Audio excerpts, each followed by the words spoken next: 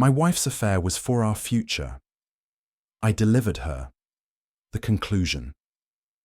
She never anticipated. What if the love you thought was your anchor was a lie, unveiled in a single, gut-wrenching moment? David Calhoun's world fractures as he sits at a lavish dinner, the clink of wineglasses drowning out the truth about to explode. His wife, Sarah, radiates confidence. But is it from her new promotion or the secret lover she's about to confess? As her family raises their glasses to her new chapter, David's heart races. Why are they all smiling? Had they known about Ethan, her boss, all along? The air thickens with betrayal as Sarah's hand grazes his, her words slicing through. It's for our future. Is this a twisted game, or has his marriage been a lie from the start? The table of conspirators watches, unflinching, as David grapples with the urge to flee or fight, with proof of her infidelity, texts, photos, voice notes, burning in his pocket. He's poised to turn their smug celebration into chaos. Will he expose her deceit or walk away forever? Dive into an electrifying tale of lies, calculated revenge, and a man's quest to reclaim his soul, where every glance hides a secret, and the truth is a ticking bomb. I didn't expect the most humiliating moment of my life to come while I was eating ribeye at a table full of liars. The lights were dimmed, the wine was expensive, and the smiles were fake. We were celebrating my wife's supposed promotion. Sarah was glowing, but not because of the job. No, she had that post-sin glow. You know it when you see it. And I was the only one who hadn't read the script. Her mother, Diane, clinked her glass and said to Sarah in her bold new chapter, both professionally and personally. I frowned. Personally, that's when her father, Tom, chimed in, swirling his bourbon like it was holy water. Oh, come on, David. You're a smart guy. You know how these things go. Sarah leaned in, resting her perfect little hand on mine like she wasn't, spitting in my face with every word. Dave, we should talk. I've been seeing someone. My boss, actually. Ethan. Silence. Except for the thumping in my ears. I'm sorry. What? I said, laughing. Because what else can you do when the woman you married drops a bomb in front of her entire family like it's a toast? Her sister, Rachel, just shrugged. It's not a big deal. Everyone does it. Everyone, I repeated, my voice tight. Sarah nodded. Everyone in this family has a lover. It makes relationships stronger. Look how happy we are. I looked around. No one looked shocked. Not even a twitch of shame. That's when her brother Lucas, the guy who once cried watching The Notebook, said, Dave, be a man. Accept it. My hands curled into fists under the table, but I kept my voice even. You want me to accept that my wife is sleeping with her boss? Sarah scoffed. It's for our future, David. Ethan has connections. He's helping me grow. Oh, he's helping you grow.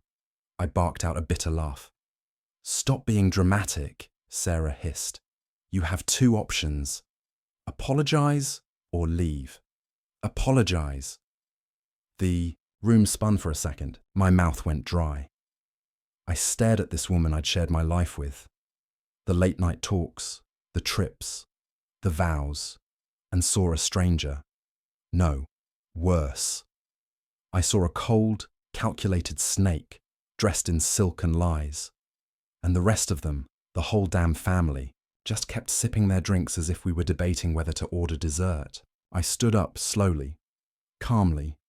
My chair scraped back with a squeak that sounded like a scream in the silence. I looked at Sarah, then her family. I'm not apologizing, I said, voice low. And I'm not begging. I'm done. I walked out, but not before. I left a party gift. See? I've been suspicious for weeks. Sarah started coming home late, smelling like cologne that wasn't mine. Her phone was face down, always on silent. I knew something was off, so I checked her tablet. Stupid woman forgot. It syncs with her iPhone. Photos, messages, voice notes, Ethan whispering filth, her moaning his name, plans to meet at hotels, and her calling me boring, predictable, a stepping stone. So I made copies, saved them, organized them neatly by date and folder. That night, after dinner, I didn't go home. I booked a one-way flight to Costa Rica. But before I left, I mailed a flash drive to Ethan's boss's wife. Another one went to HR at their company. And the third, I left it right there in Sarah's pillowcase, with a note that said, "Enjoy your freedom, you earned it."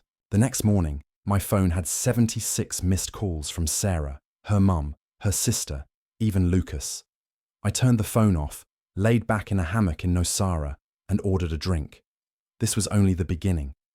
When I left that restaurant, I thought I'd feel relief.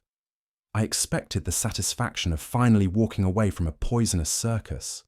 But as the cab pulled away from their smug faces and clinking glasses, all I felt was a burning hole in my chest.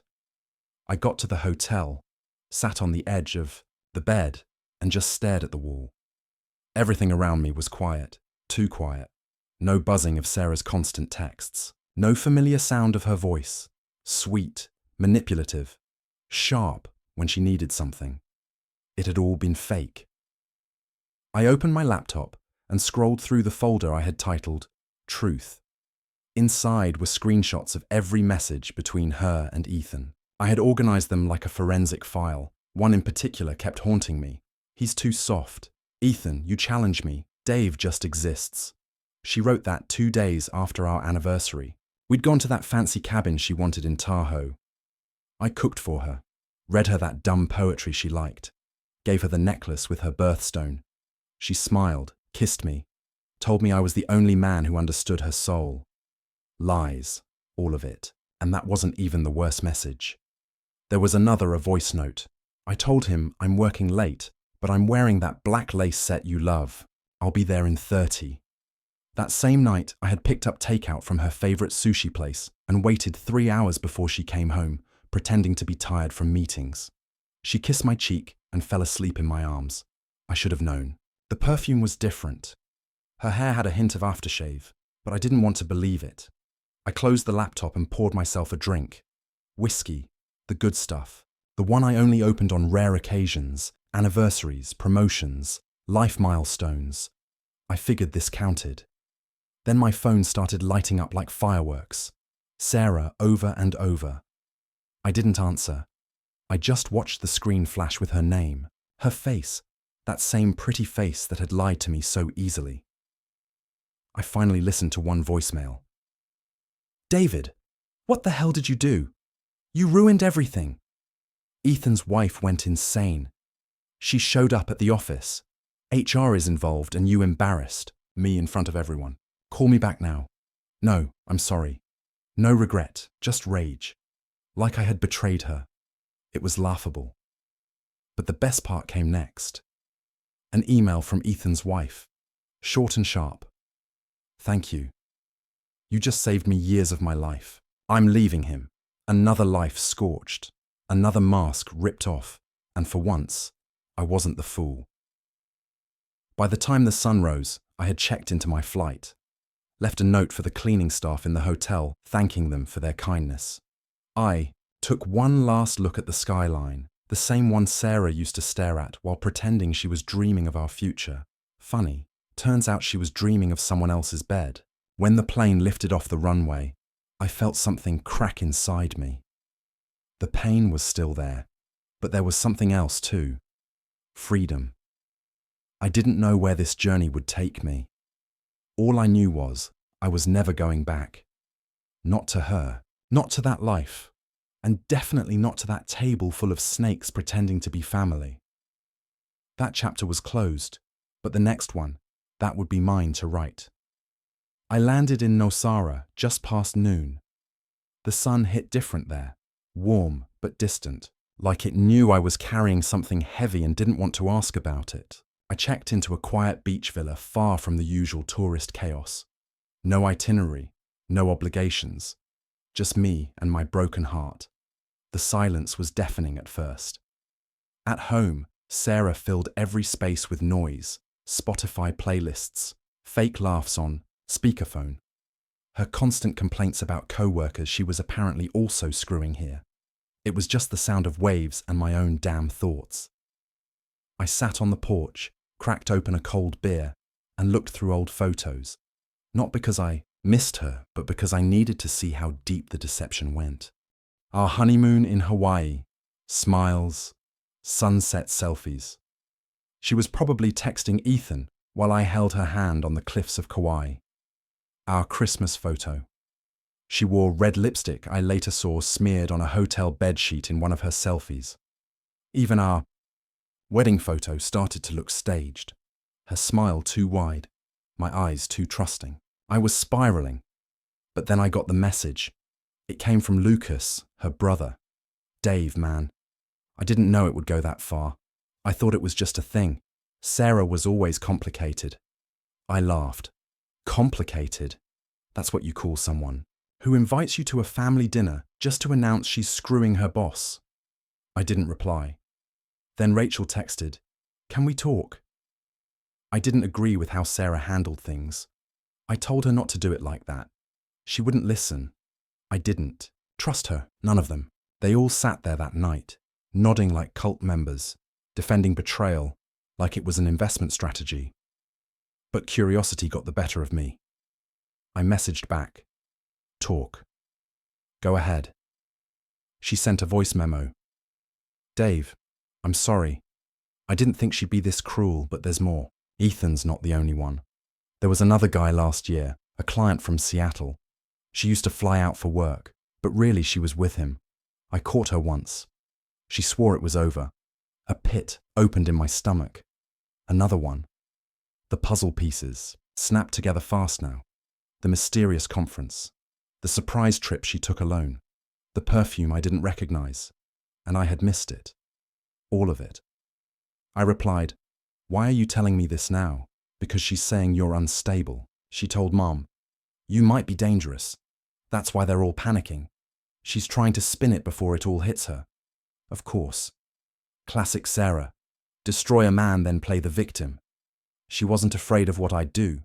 She was afraid I'd keep exposing the truth. She should be, because I was just getting started. I opened my laptop and pulled up the HR contact list from Sarah's firm. I had it from one of the folders I copied. I drafted an anonymous email, formal, clean, with attached screenshots of explicit messages sent during office hours, a calendar invite that led straight to a hotel, and one sweet image of her in lingerie, labeled for your promotion. I hit send. Then I called a lawyer back home.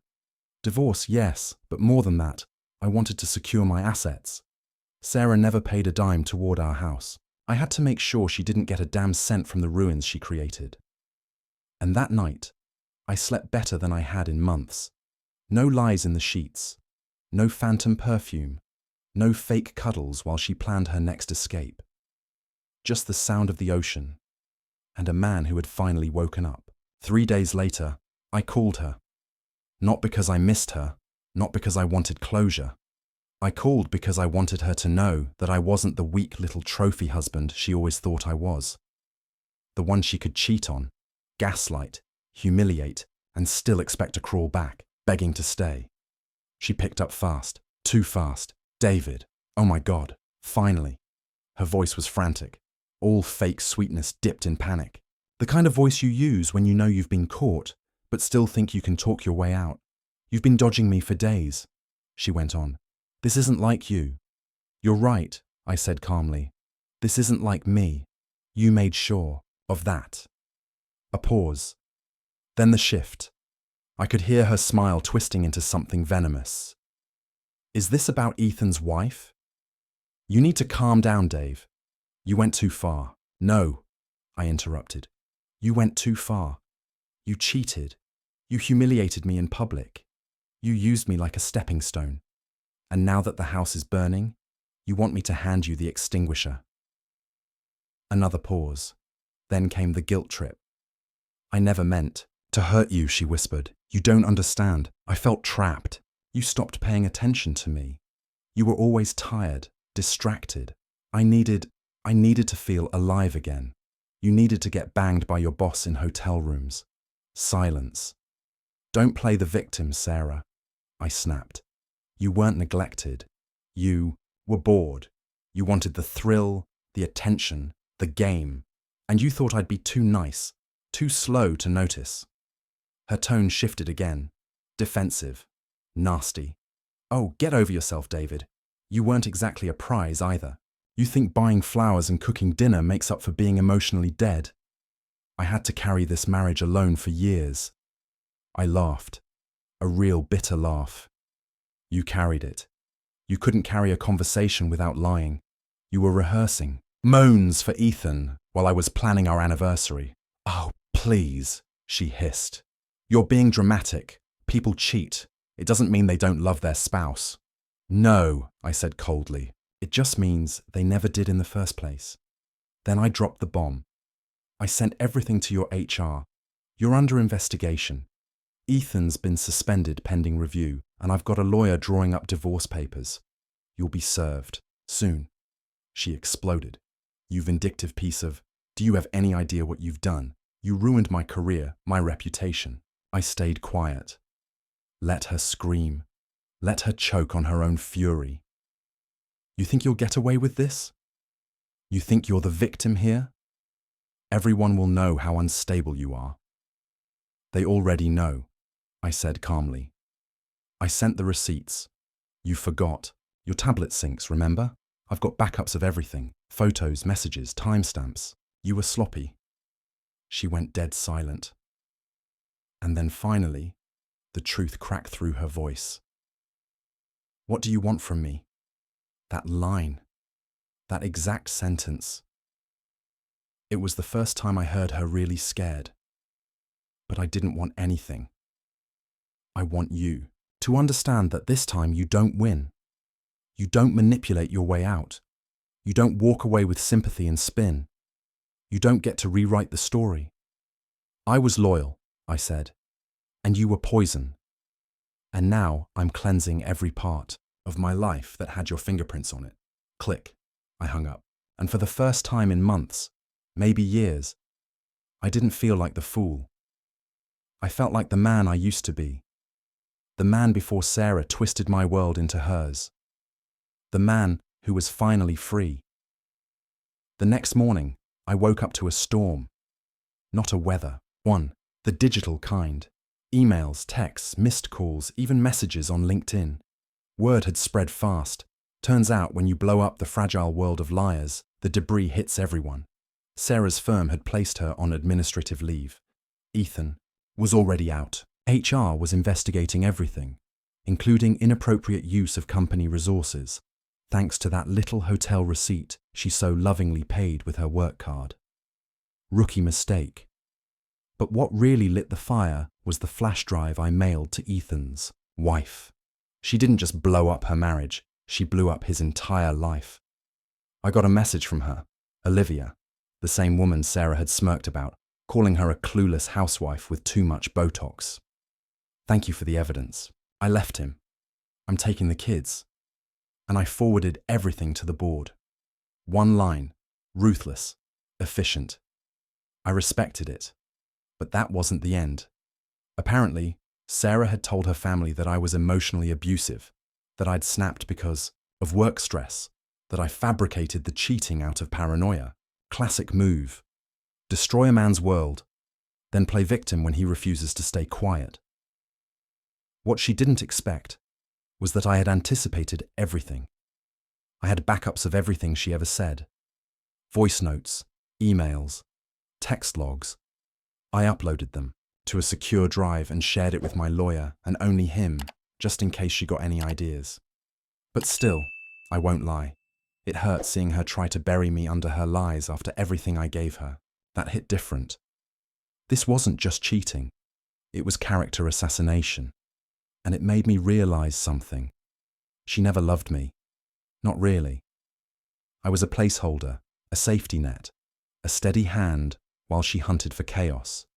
And once she got bored of the calm, she lit the whole damn bridge on fire. I went to the beach that afternoon, just sat there, letting the tide creep up to my feet, wondering how the hell I had missed the signs. Because there were signs.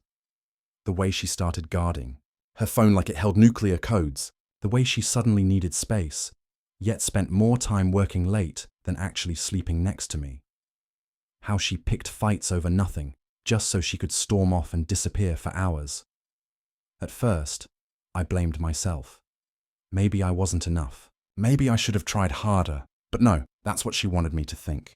The truth is, she chose this. She chose to lie, to sneak around, to sleep with a man who gave her a fake future built on stolen hours and motel sheets. And she expected me to accept it, to swallow my pride and support her while she sold her soul for a promotion. The worst part, she didn't even feel guilty. Not once in that call did she say, "I'm sorry." Not once did she sound like someone who regretted destroying a marriage. She only cared that she lost something. So I decided right then I wasn't just walking away. I was erasing her. I'd already locked down our joint accounts, froze the credit cards, changed all my passwords. The house, it was in my name. The car, mine too. She could keep her dresses, her lies, and her fake smiles. But she wasn't getting me. Not anymore. I walked back from the beach as the sun dipped low, painting the sky with fire. It felt symbolic. A burning sky over a buried past. And me standing, in the middle of it all, finally ready to rebuild. Alone, but honest. No more secrets. No more Sarah, just the truth. I thought it was over. That once the truth was out, everyone would finally see her for who she really was. But I underestimated just how deep the rot ran in her family. 3 days after the fallout, I got a call from an unknown number. I ignored it. It rang again, same number, then a text followed. "Pick up, David. It's Diane, her mother."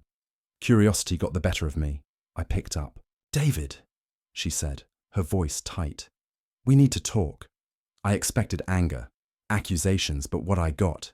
Guilt-tripping. "You really embarrassed us," she began. "Sarah's career is hanging by a thread. Do you know how hard she worked for that?" I stayed, silent. Let her twist her rope.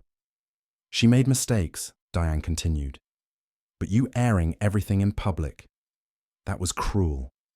Families have to protect each other." "Funny," I said coldly. "I don't remember anyone protecting me at that dinner. You all sat there smiling while my wife told me she was sleeping with her boss and demanded I accept it." She sighed like I was being unreasonable. "We were trying to show you that love is complicated, that sometimes you have to make compromises." "No," I snapped. "What you tried to do was manipulate me into silence. You wanted me to roll over, smile, and say thank you while your daughter lit our marriage on fire." Then came the real reason for the call. "She's devastated, David. She's crying every day. She's saying you're turning everyone against her. Can't you at least talk to her? Just smooth things over. Maybe we don't need to go through with the divorce so quickly." I almost laughed. "This isn't a disagreement, Diane. This isn't a rough patch. Your daughter didn't cheat once. She made it a lifestyle. And you all defended her like it was family tradition. She made a mistake. She made choices repeatedly. And now you're calling me to fix what she broke." I could hear her anger surfacing. "You don't have to be so dramatic." There it was again. That same dismissive tone from dinner. The same tone Sarah used when I found out about Ethan. The same one Lucas had when he told me it wasn't a big deal to them. Betrayal was normal to them. I was the problem for not going along with it. I hung up. 2 hours later, I got a voicemail from Lucas. "You're being selfish, Dave. We get it. She messed up. But you didn't have to ruin her whole life. This could have been handled in private." I deleted it. Then came Rachel's message. "I know you're hurt, but maybe you shouldn't have exposed the messages. There were other ways. Other ways. Like what? Let her keep cheating in peace. Let her climb the ladder while dragging me through the mud." I realized something that night. Sarah wasn't the only toxic one. The whole damn family was infected. They believed loyalty meant silence, that covering up sins was a virtue. But me, I believe in truth. So I sent one last message, a group text to all of them. "Tell Sarah I'll see her in court, and if any of you contact me again, my lawyer will handle it." You chose her lies over my respect, so now you can keep them blocked. All of them. The door wasn't just closed, it was bolted shut, and with every step forward, I felt lighter. They tried to trap me in a family of snakes, but I'd already burned the nest. By the end of the second week, I had stopped checking my phone. It no longer buzzed with desperation, guilt trips, or gaslighting. I had blocked every number connected to Sarah and her twisted little clan. The silence. It was finally peaceful. I started my mornings early in Nosara. Just me, a coffee mug, and the slow rise of the sun over the water. There was something about being so far away from everything, from the lies, the chaos, the broken trust that let me breathe for the first time in years. It's funny what you realize when you have space to think, like how I used to shrink myself for her. I'd walk on eggshells around her moods. I let her talk me into thinking her sarcasm was wit, that her cold shoulder was just stress, that her flirting with strangers was just her being friendly. I defended her when people raised eyebrows. I stood up for her when she didn't deserve it, even to myself. Love makes fools out of men. But betrayal, it wakes you up like a bucket of ice. There was one morning, maybe the 10th since I'd left, where I stared at my reflection for a solid 5 minutes. Not out of vanity, but to really see myself. I didn't recognize the guy I used to be. That version of David. He was timid. He wanted peace so badly that he tolerated war in his own house. But now I could feel something new growing inside me still. I hired a private investigator, not because I needed more dirt on Sarah, but because I wanted to understand how far the lies went. Closure wasn't just emotional for me, it was practical. And oh boy, he delivered. Turns out Ethan wasn't the first or the second. There were 3 others. One was a client, the Seattle guy Rachel warned me about. Another was a former professor she reconnected with at a conference. And the last one, a neighbor, someone we had over for dinner more than once. I stared at the report for a while, feeling nothing. That was the scary part. I didn't feel anger. Not anymore. Just pity for the version of me who believed in her. The man who bought her flowers for no reason, cooked dinner when she was tired, listened to her talk about work for hours, thinking he was being a supportive husband. That man died the night she looked me in the eyes and said, "You have 2 options, apologize or leave." She didn't know it then, but she gave me exactly what I needed, permission to choose freedom. That night, I went out alone. Not to drink, not to drown anything, just to live. I found a small local bar by the beach, ordered grilled fish, and watched a group of strangers dance to music I didn't understand. I laughed for the first time, like really laughed, and it felt good, like healing, like becoming someone I actually liked. I met a man at that bar, older guy, expat, divorced twice. He said something I'll never forget. There are 2 kinds of heartbreak, son, the kind that breaks you and the kind that sets you free. The difference. Whether or not you decide to rebuild, I nodded, because I knew I wasn't just rebuilding. I was redefining not just my life, but myself. The next day, I emailed my lawyer and told him, push for everything I deserve. Full property, no spousal support, and public documentation of infidelity. I wasn't being vindictive. I was being done. Sarah made her choices. Now, I was making mine. And this time, I was choosing me. 3 weeks after walking away from Sarah, I stood barefoot in the sand, watching a storm roll in over the ocean. The horizon was bruised purple, the waves restless, and the air thick with that electric tension before a downpour. It felt symbolic, like the world was preparing to cleanse itself, just like I had. The divorce papers were signed. My lawyer made sure of that. No courtroom drama, no negotiations. She tried to push back, of course. Cried in front of the mediator. Claimed I was abandoning her. Said I was taking everything. But all I had to do was slide the photos across the table. The folder, the proof. Game over. She got nothing. Not the house, not the savings, not my silence. I walked out of that office with my head high and her last attempt at manipulation bleeding out behind me. But something strange happened once the dust truly settled. I didn't feel victorious. I felt tired, like a soldier coming home after a war no one else knew existed. My armor was still on, my fists still clenched, but there was no one left to fight. It took me days to unwind the tension, to realize that I wasn't just mourning a marriage, I was mourning myself. The man I was when I believed in love. The man who looked at his wife and saw forever. That version of me. He died the night Sarah made her little ultimatum. But in his place, someone stronger stood up. Someone who learned the hardest truth of all. Love doesn't mean loyalty, and loyalty doesn't guarantee love. Sarah didn't cheat because she was confused or broken or unloved. She cheated because she could, because she was entitled, because she believed I'd always forgive, always fix, always stay. That was her mistake. My mistake. Thinking love was supposed to hurt sometimes, that being a good man meant enduring disrespect in the name of patience. Never again. Since then, I've had time to reflect. I started journaling, something I never did before, writing down everything. The dinners where she made me feel small, the gaslighting, the night she rolled away from me in bed and told me she was just tired, when really she had just come back from another man's arms. Every word was a wound, but every page was healing. And now, if I could say one thing to the version of me who sat at that dinner table, jaw clenched while her family toasted to infidelity, I'd say, walk sooner. Don't wait to be broken. You won't know when you're silence. To any man reading this, stuck in a situation where his gut is screaming, where the respect is gone, where he's made to feel like he's the crazy one, listen to me.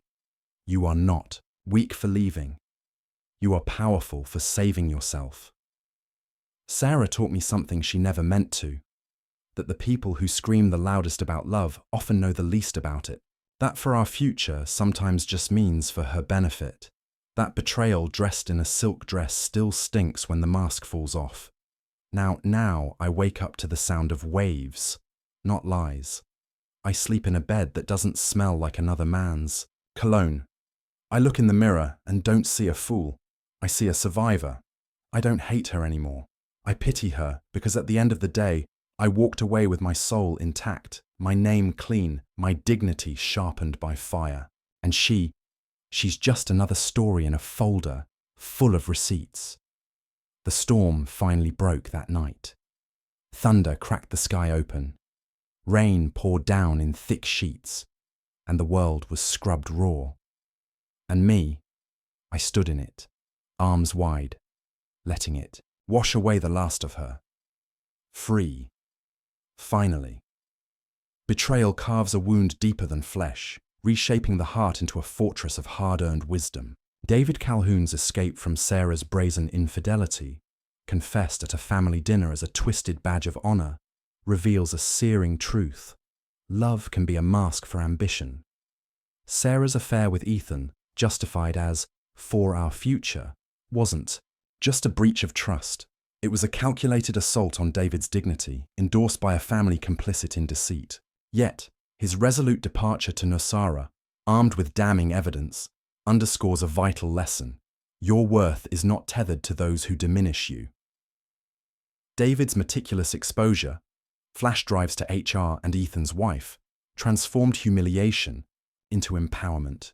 To those ensnared by a partner's lies, heed this. Your intuition is a beacon.